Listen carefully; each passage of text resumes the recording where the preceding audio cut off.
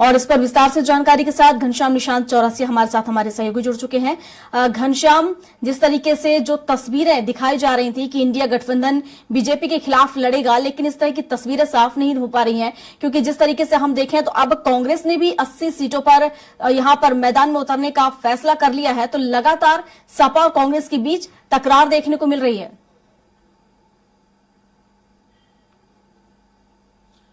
बिल्कुल, जो ये रार मध्य प्रदेश चुनाव के दरमियान छिड़ा था, वो रार खत्म होने का नाम नहीं ले रहा है।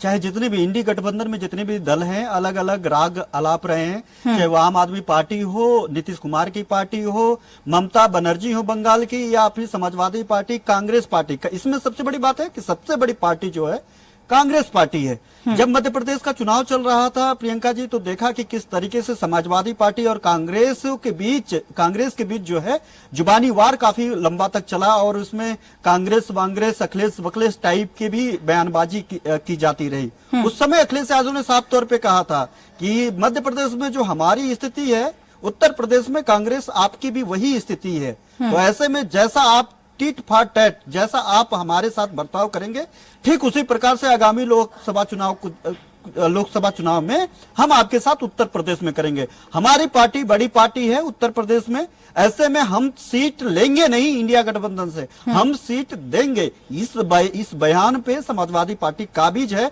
और आज से 3 दिवसीय बैठक भी शुरू हो गई है। आज जिला अध्यक्ष, महानगर अध्यक्ष को लिखित में सारे जवाब, लोकसभा चुनाव की जो स्ट्रेटेजी है, उस स्ट्रेटेजी को लिखित में लाने के लिए कहा है अखिलेश यादव ने। आज पार्टी कार्यालय पे कुछ ही देर बाद बैठक शुरू हो जाएगा, और इसके पहले देर रात को कांग्रेस ने 80 लोकसभा प्रभारियों की लिस्ट जारी कर दी। यानी उत्तर प्रदेश में पूरे 80 सीटें हैं, अब पूरे 80 सीटों पे उन्होंने लोकसभा प्रभारियों को उतार करके ये साफ कर दिया है कि वो पूरे 80 सीटों पे तैयारी करेगी। अब बड़ी बात है कि पूरी 80 सीट है, इंडी गठबंधन है, आरएलडी है, समाजवादी पार्टी है, कांग्रेस पार्टी है, तमाम समाजवादी पार्टी के साथ जुड़े हुए और भी तमाम पार्टियां हैं जो समाजवादी पार्टी के साथ चुनाव लड़ते हैं, छोटे छोटे दल हैं।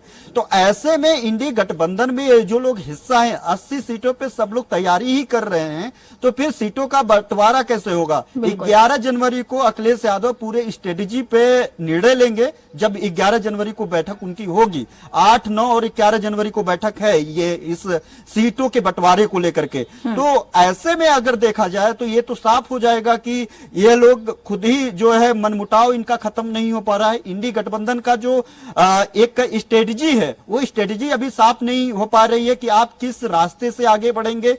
भारतीय जनता पार्टी के खिलाफ चुनौती कैसे प्रदान कर पाएंगे, जब आप अपने में ही सब साफ नहीं हो पा रहा है कि हमारा लीडर कौन होगा, हमारा मुखिया कौन होगा।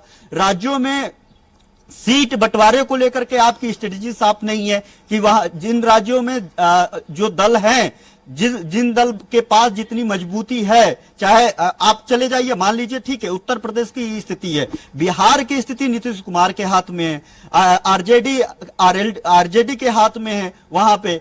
तो अब वहां पे कांग्रेस भी है, तो सीटें किनको कितनी दी जाएगी? जो जितना मजबूत है उतनी दी जाएगी, और या फिर जो इंडी गठबंधन का जो बंटवारा होगा वो दूसरे स्ट्रेटेजिकल पे बंटवारा होगा।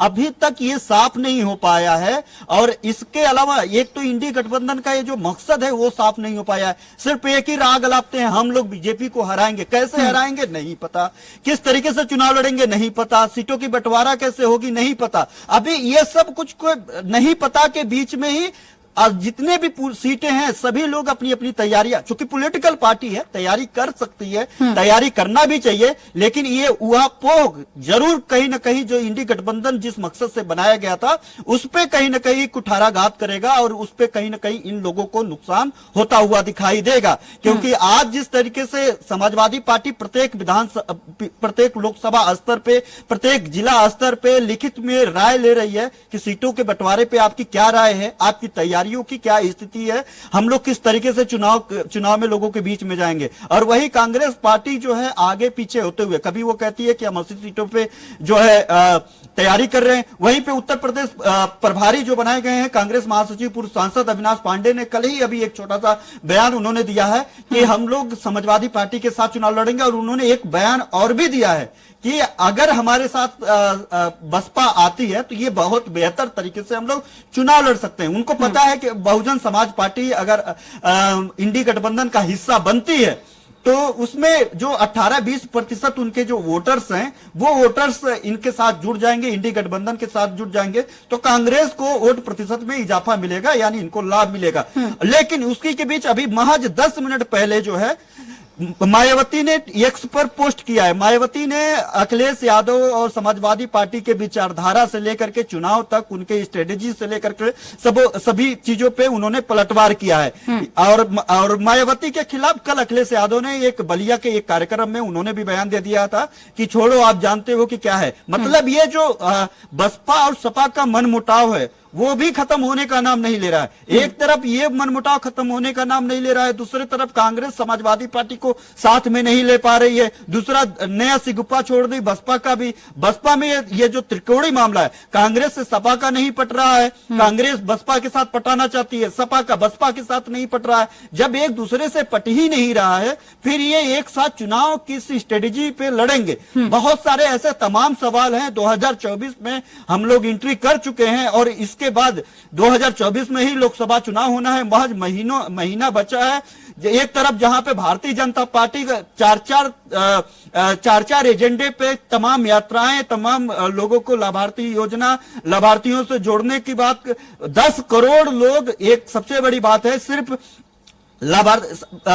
विकसित संकल्प यात्रा, भारत विकसित संकल्प यात्रा में 50 दिनों में भारतीय जनता पार्टी ने 10 करोड़ लोगों को रिटेल में जोड़ा है। अब सोचिए, इतनी बड़ी संख्या 50 दिनों में एक तरफ भारतीय जनता पार्टी जोड़ लेती है, दूसरे तरफ इंडी गठबंधन जो एक साथ मिल करके भारतीय जनता पार्टी को चुनौती देना चाहते हैं। और नतीजा यह है कि ये लोग तय नहीं कर पा रहे हैं कि भारतीय जनता पार्टी को हराएंगे तो हराएंगे कैसे, क्या स्ट्रेटेजी होगा, क्या सीटों का बंटवारों का क्या स्ट्रेटेजी होगा, किस तरीके से सीटों के चेहरा कौन होगा।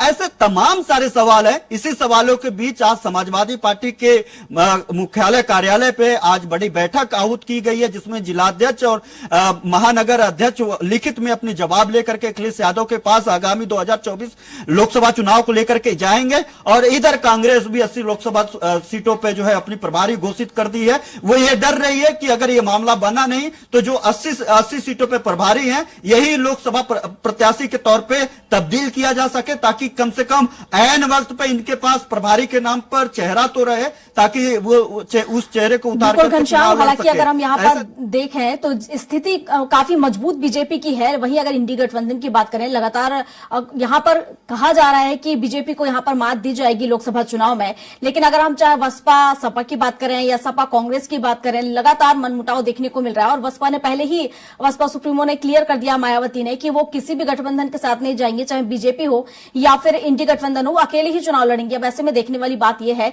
कि वो आखिर किसी के साथ जाएंगी या फिर अकेले चुनाव लड़ेंगी। और इसके अलावा हम जिस तरीके से बात कर रहे हैं सपा और कांग्रेस की, तो हालांकि साफ यहां पर देखा जाए तो कांग्रेस ने कर दिया कि 80 सीटों पर वहां चुनाव जीतेगी। देखने वाली बात यह होगी कि आखिर ये मनमुटाव कैसे खत्म होगा और जो संशय बना हुआ है आखिर कब तक ये खत्म होगा और कैसे ये चुनाव लड़ा जाएगा। फिलहाल शुक्रिया आपका तमाम जानकारियों के लिए।